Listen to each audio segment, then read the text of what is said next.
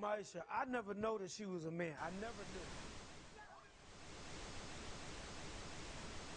I believe that our education, like such as in South Africa and the Iraq, everywhere like such as.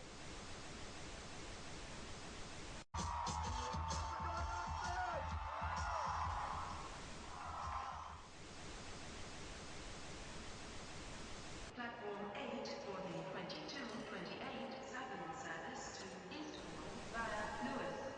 Please join the front 2 One option, placing a tracking microchip under a service member's skin. Former Special Operations Officer. And if you hear the shouting, it's a group of demonstrators who've come. 9/11 was an inside job.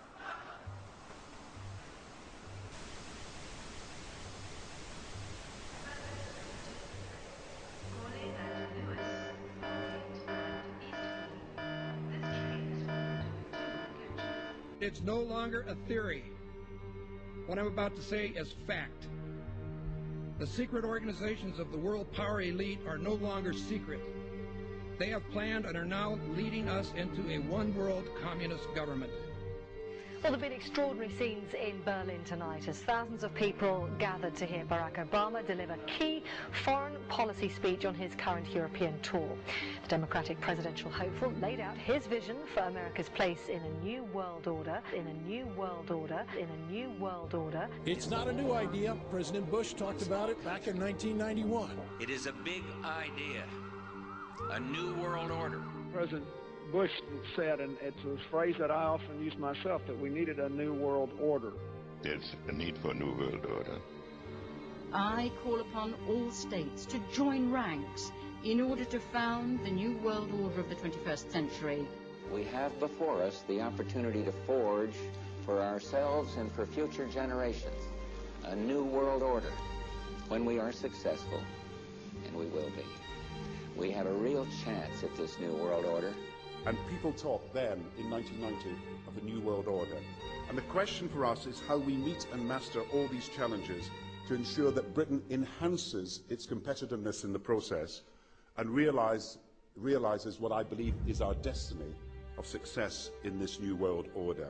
So, in conclusion, ladies and gentlemen, a new world is emerging. It is a new world order with significantly different and radically new challenges for the future. And people better understand that they mean exactly what they're saying. It's a new world order they're trying to create, and they're trying to do so not only without approval or consent of the governed in this country, but despite the popular will. This is a straightforward assault by the elitists in this country. There is a global meltdown coming. It is a global depression, and one world currency and one world financial system is the end game. China said last week they want one global currency. France said yesterday or the day before that they want one world order, a new world order, at the end of this event. Gordon Brown will today call on fellow world leaders to seize the opportunity created by the worldwide economic crisis to create a truly global society. The Prime Minister will use a high-profile speech in the City of London to say that Britain, the US and Europe should join together to create a new, stronger and more just world order. This engineered collapse is there as a massive problem for which you offer the solution, and the solutions are the infrastructure we've been predicting all this time, including the World Central Bank. The goal of this manipulation, and has been for a very long time, is to get the world population to see as a good idea, or the only option in given circumstances that are manipulated into place, the creation of a one-world government, a world central bank which would administer all financial transactions on the planet, a world currency, and a microchipped population linked to a global computer. The wealthy elite who have the money and the power know that if they can create a one world global social system, that they can control the central authority.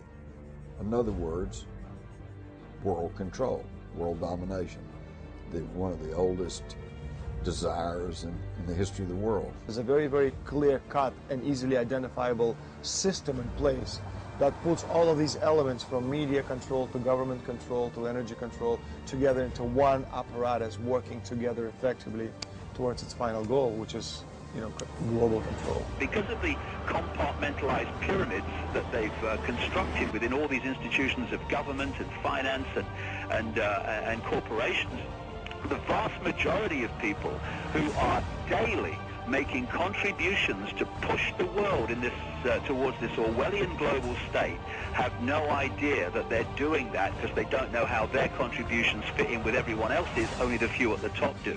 Most people don't have a clue that unelected private bankers actually control the governments of the world. There is this like cozy little myth that is perpetuated between politicians and the media. The media report the world as if presidents and prime ministers are the final arbiters and decision makers in the world, which means that the people above the level of presidents and prime ministers that really make the decisions, they're never looked at or exposed by the mainstream media because they're not accepted to exist. The central bankers of the world are working together to create a one-world government. A global police state as sinister as anything George Orwell ever wrote about. Where every person on the planet Earth will have an RFID chip implanted. It is the first implantable microchip for humans that has multiple security, financial, and healthcare applications. More than 100 law enforcement officials in Mexico are having microchips implanted in their arms. The chips allow a person to be scanned, sort of like a cereal box at the supermarket. Just like the microchips implanted in the necks of dogs and cats, allowing lost pets to be identified, this glass capsule can do the same for humans. A chip in everybody would be the universal monetary system par excellence, because there'd be no escape from it, and you'd be totally under the control of those who issue the electronic impulses in that chip. The problem throughout human society is that the good men and women do nothing. They don't want power. They don't want control. They want to lead a leisurely life. They want to spend time with their family. They want to lead simple lives. But we are forced throughout society and throughout history and throughout human time to stand up against bullies. And many times we stand up before it's too late. And we reverse the course of tyranny. But more often than not, we don't stand up in time, and horrible things have to happen first, so decadent societies learn why liberty and freedom is so precious. If you think you don't like the situation now, then think what you're going to face a little way down the road, and more than anything, think of what your children are going to have to face. Because you think we live in a controlled society now, this is nothing compared with what they are going to have to live in.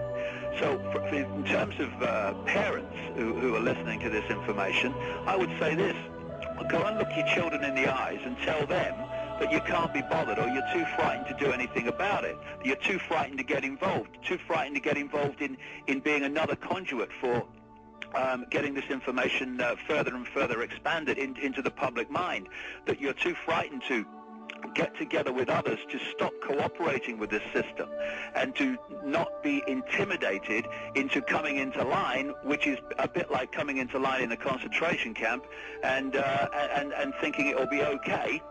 As long as you stay in line and you do as you're told, you'll be fine. And then you realize at the end of it, well, actually, it ain't fine. And if you'd have all rebelled earlier, then you wouldn't be in the situation you're facing now. The point of mathematics alone ought to let us see where the real power is here. There are billions of people, 6 billion, nearly getting on for 7 billion on this planet, who are being manipulated. There are, in full knowledge of what they're doing, a relative handful of those who are doing the manipulating to the end that we're talking about. They think they've beaten us. They think that they're going to have their way with us. And I'm here to tell them they're not going to have their way with us. We are going to defeat them. You guys aren't going to be able to get away with your New World Order, sir. Talk about Bill. You know what New World Order is. You will never get a New World Order. Never. National sovereignty will prevail. The New World Order is going down, sir. You can laugh. Wake up, people. Wake up. Research the New World Order. This is important. Look it up. Investigate it. Your New World Order will fall. Humanity will defeat